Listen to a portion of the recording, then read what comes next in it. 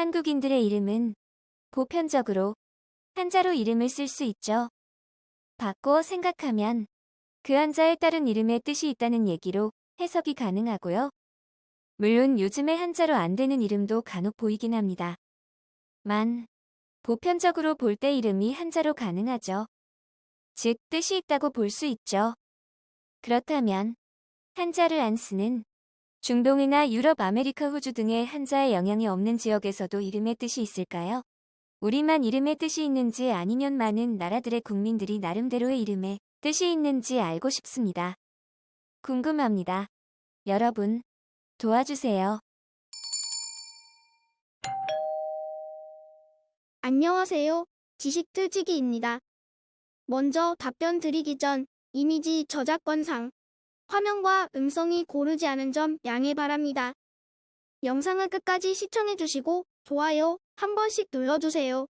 영상을 만드는 사람에게 큰 힘이 됩니다. 답변 드리겠습니다. 우리나라와 중국은 한자를 차용하니 당연히 뜻이 있고 외국어는 그렇지 않을까요? 우선 외국에서도 옛날부터 이름을 사용해 왔습니다. 일본의 경우도 마찬가지고요. 하지만 한국과 중국에 비해 서구 국가들과 일본은 성을 사용하기 시작한 것은 그리 오래된 이야기는 아닙니다. 물론 귀족들의 경우에는 옛날부터 성을 사용했지만 평민들의 경우에는 이름만을 사용했지요. 이는 공교롭게도 봉건주의 체제와 관련이 있습니다. 한국의 경우에는 고려시대, 중국의 경우엔 수와 당 이후 물론 이전에도 중앙집권 국가였으나 평민들까지 성을 사용하게 된 경우로 말함. 중앙집권 체제가 확고히 자리 잡으면서 전국적인 토지대장 및 호구대장을 가지게 됩니다. 따라서 이름만으로는 구별이 불가능해지지요. 따라서 일찍부터 성의 사용이 이루어져 왔습니다. 반면 중세 유럽이나 메이지 유신 이전의 일본은 봉건제도에서 각영주가 다스리는 영지가 독립적인 반국가로서 존재했고 거주 이전에 자유도 존재하지 않았던 시대이므로 사실상 다른 지역과의 교류가 없었지요. 따라서 인구도 얼마 되지 않고 직업도 정해져 있었으므로 따로 성이 필요하지 않았던 것입니다. 이후 근대화 과정에서 중앙집권제 국가로 변모해가며 한국과 중국처럼 성의 필요성을 가지게 된 것입니다. 따라서 유럽과 일본의 경우 성과 이름의 유래와 발생 과정에 차이가 발생하게 됩니다. 이를 나누어 설명드리자면 유럽의 경우 대부분의 국가에서 이름은 성서에서 유래됩니다. 우리가 잘 알고 있는 세례요한에서 유래된 것이 바로 영어에선 존이 되고 프랑스에선 주앙이 되고 에스파냐에선 후안이 되고 이태리에선 조안이 되는 것입니다. 베드로란 이름에서 러시아의 표토르나 에스파냐어의 펠리페 등이 나오고요. 즉 대부분의 이름은 성서에서 유래된다고 보시면 됩니다. 반면에 성의 경우에는 직업에서 유래됩니다. 베이커가 빵 굽는 사람이고 부시가 숲에서 일하는 사람이 뜻이요. 일본의 경우에도 성은 직업에서 유래됩니다. 미국 흑인들의 경우엔 대부분 남북전쟁 이후 해방노예가 되면서 이전에 주인이 사용하던 성이나 혹은 존경하는 인물의 성을 임의대로 사용하던 것이 그대로 굳어진 것이 대부분이랍니다.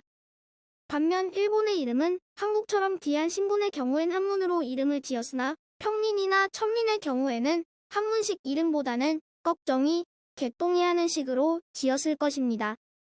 이러한 이름이 실록에 기록하기 위해 어쩔 수 없이 차용하자니 임거정, 김계시 하는 식으로 불리게 된 것이고요. 지금이야 대부분 한문식으로 뜻을 생각해 멋있게 장명을 하지만요. 간추려보면 일본의 성은 유럽과 비슷한 과정에서 이루어지고 이름은 한국과 비슷한 과정으로 이루어지죠. 참고로 일본에선 복성이 많은데 이것이 백제의 영향을 받아서 그렇다는 설도 있습니다. 다만 지금의 경우 유럽이나 일본에서 성을 보고 그 사람의 직업을 맞출 수는 없겠지요. 대부분 과거 조상들의 성을 따른 것뿐이니까요. 그러니 이름은 몰라도 성은 별 의미가 없다고 볼 수 있겠네요.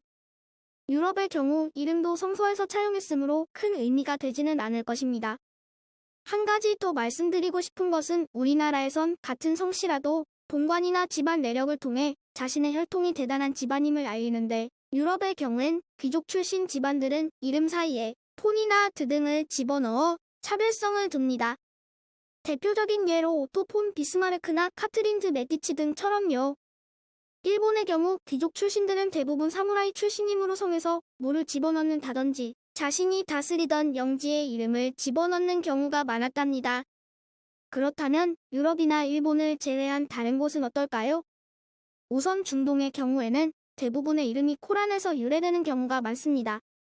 우리가 중동인들 이름을 보면 마호메트나 모하메드 압둘라 등의 이름이 많은 것도 그래서지요.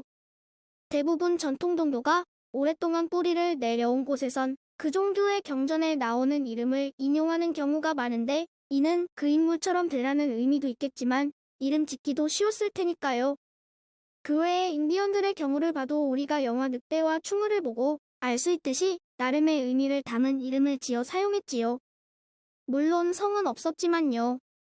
종합해보면 한자가 뜻글자라 한문 사용하는 곳만 뜻을 담고 있는 것은 아닙니다. 영어 단어를 외울 때도 어원을 알면 외우기 쉽듯이 다른 나라 말에도 의미가 있습니다. 수누리 말을 봐도 알 수 있지 않습니까? 지금까지 지식틀찍이었습니다.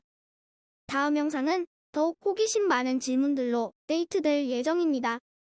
구독하시면 일상생활에서 가끔 궁금한 질문들이 함께할 것입니다. 지식과 상식 얻어가세요. 감사합니다.